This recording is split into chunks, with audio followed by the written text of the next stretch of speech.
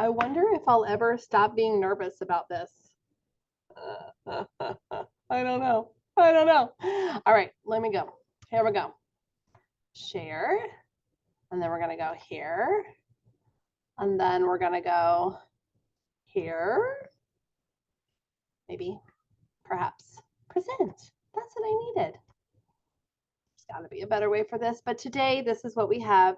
Ladies and gentlemen, where information is power and kindness is key, y'all, it's time for Town Hall Tea. Woo, woo, woo, woo, woo.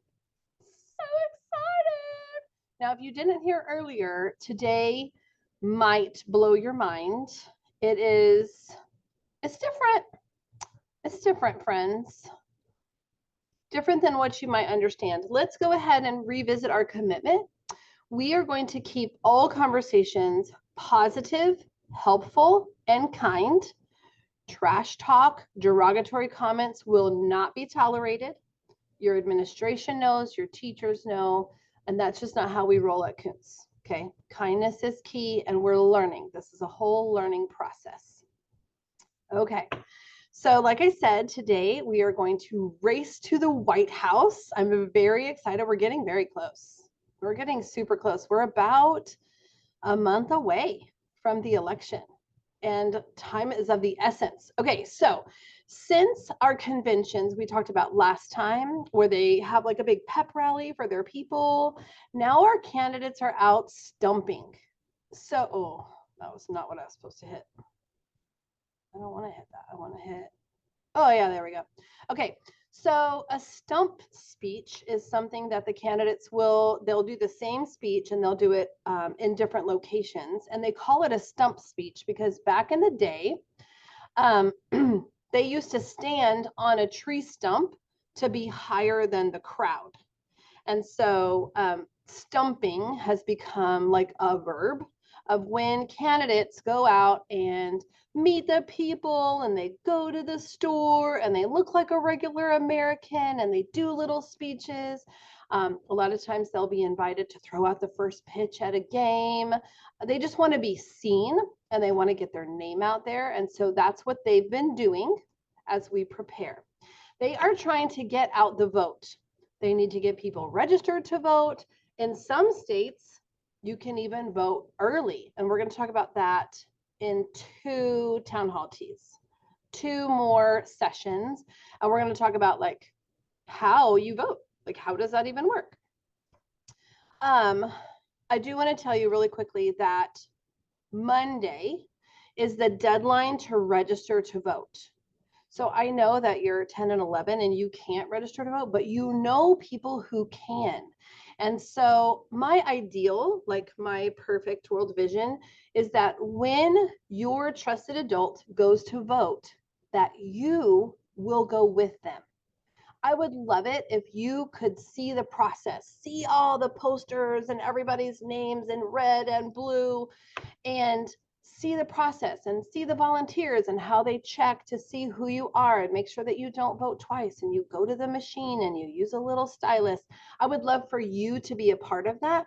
And so if you have an adult that would vote with you, talk to them, make sure they're registered, because Monday is the deadline to register to vote. You can't vote if you're not registered.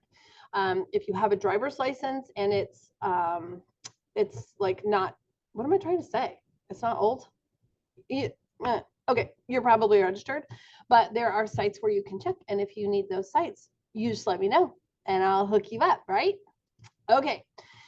When we talk about voting, does the majority always win? Sometimes your teacher's like, okay, we're going to watch this movie, or we're going to watch this movie, let's take a vote, majority wins. Well, in our election system, no, the majority does not really win. So this is what I was talking about, might blow your mind a little bit. Let me explain. We are not a democracy. I'll let that sink in just for a minute. If there's any tears at your neighbor's table, we're not. We are not a democracy. We are a democratic republic. Now, this means that we, the people, are still in charge, because that's what democracy means. We're still in charge, but we vote for a representative. So we don't all just throw our votes in the pot and they count them up. It doesn't work like that. We don't vote for the budget. We vote for people who will then vote for the budget. So we're not a democracy. We are a democratic republic, and that throws people sometimes. When someone casts their vote, they are not voting for that candidate. So legitimately, nobody is voting for Trump or Harris. What? I don't even get it. Listen, they're voting for a group of people called electors. Okay? Electors, I don't even know if you guys can see it. I'm messing with my Zoom screen over here because I still want to see you guys, but I want you to be able to see the words. We are voting for electors. Well, Miss Connor, what are you even saying? Are you speaking the English language? Look, this is a map of the United States, and each state in our union has a specific number of electors. These are people who will then, after we vote, then they will vote.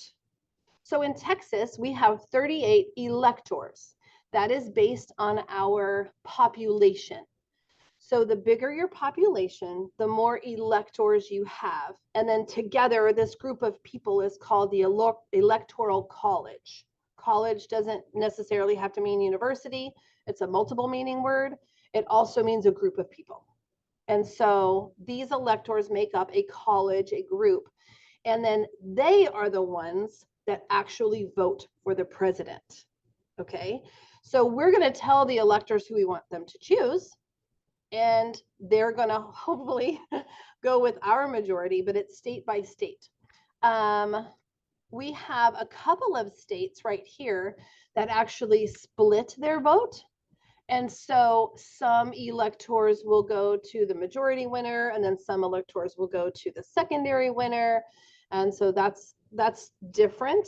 But for the state of Texas, where we live, Lone Star State, we have 38 electors. And so whoever the state of Texas elects, those people will then vote for that person. Okay. So if you look over here at California, whoa, 55. California is a very populous state. There's a lot of people there. The lowest number you can have is 3. So even a little teeny tiny place like Delaware, they get 3. That's the lowest you can get. North Dakota, these guys up here are not very heavily populated, so they have 3. All right, Florida has 29. New York has 29. These are called electors. All right. Deep breath. This graph shows the election of the year 2000. Adults in the room, this was the year of the dangling Chad, the dimpled Chad, the count that took forever. And if you look at the popular vote over here, Al Gore won the popular vote. Okay, when you counted all the votes together, he got more votes, 500,000 more votes than George W. Bush. But if you look down here at the electoral map, once they counted up all the electoral college votes for the states, George Bush won. He got more electoral votes. You have to get to 270 to win. So this is where I guess people are like, we need to get rid of the electoral college. You'll hear that quite a bit, probably coming up if you pay attention to these kinds of things. But it really makes sure that the middle of the country that is less populated has a voice. Guys, if we only did popular vote, there are 3 states that would decide every single election, and Texas is not one of them. 3 states that would decide every election. So the Electoral College is made to kind of even the playing field for those states that have fewer people, but still have, and they have very different needs than the other states. And so I am a proponent for Electoral College. I think that it makes things more fair, and it's been around since the beginning of our country, but that is a debate that we could totally have someday if you want to, because I like that sort of thing. All right, let's look at this in terms of 5th graders, okay? So I had to put a little poll out to your teachers. This was weeks ago. You probably don't even remember. And I asked them to take a poll about ice cream preferences, either vanilla or chocolate. Now, when we talk about football and basketball and the recess ruler, right, we don't always just love those two, but these are our choices, okay?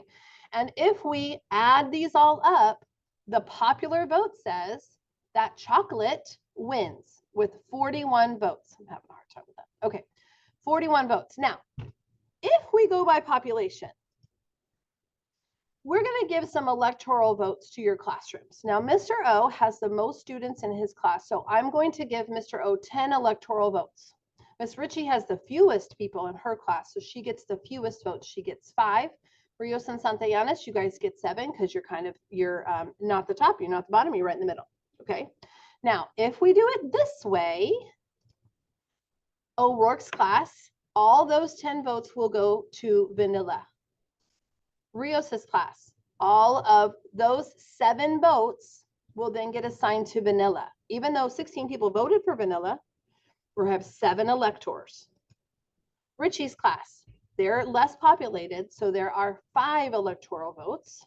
Santillanes, 7. Now, if you remember from the last slide, chocolate won with the majority of the votes. But now, vanilla has more electoral votes. So vanilla wins. Interesting, isn't it? This is a much more simplified version of what's going to happen, but you can see that with electors, it changes the election quite a bit because we're not a democracy, right? All right, so here is the electoral map. I feel like this one's different. This one says 55, and I feel like the last one said 29. Am I crazy? Maybe I am. Whatever, doesn't matter. Okay, you guys are about to get a piece of paper that looks like this. It has, what is happening? This one says 54 and Texas has 40. Maybe we increased in population and now we get more electors because this is an accurate, this is a 2024 one. We're gonna go with this one, okay? What I want you to do today is I want you to guess, hypothesize, which states will go to the Republican candidate, and you're going to shade those in red. Which states will go to the Democratic candidate? You will shade those in blue. We also have some independent candidates, so you're welcome to guess those as well. We talked about a while back that they don't tend to do very well because they don't have the money and the power to get their name out there, but you're welcome to do that. So this is not like a game board. This is actually like, I wonder what will happen. I'm going to show you the one from 2000 in just a second. So I want you to color with a crayon, and then you're going to add them up. So all the blues, you're going to write down the score from all the blues. You're going to write down the score from all the reds and see who gets to 270, because that's the race. The race to the White House is to get 270 electoral votes. And so today you're going to shade it in, you're going to add them up, and according to your hypothesis, which candidate will get to 270? Okay, so it's the blue or the red, or you can do independent. Jill Stein is the Green Party, so if you wanted to do her green, if you wanted to do Daniel West yellow, if you want to, it's up to you. But you saw the, here, let me just go back to that map and see that it is mainly, well, really only red and blue. So at that time, the Green Party representative was Ralph Nader. And look how many electoral votes he got. He got almost 3 million votes from people, but 0 electoral votes. So there's no Green Party on this map. Interesting. So your teacher and you need to make a decision about if you're going to hold on to that electoral map. If you have a social studies folder, you'll just tuck it in there. If your teacher wants to collect them and hold on to them until after election day, then we can go back and see which states you got right, which states went red, which states went blue, and see how your hypotheses were. Something that I have not said since the beginning, I said it the first time, but I should probably say it every time, is if you guys have questions, I am more than happy to address those on a Zoom or send you an email or whatever. Adults too, if you guys have questions about these sorts of things, I love this stuff. I don't know if you could tell, like I'm such a nerd.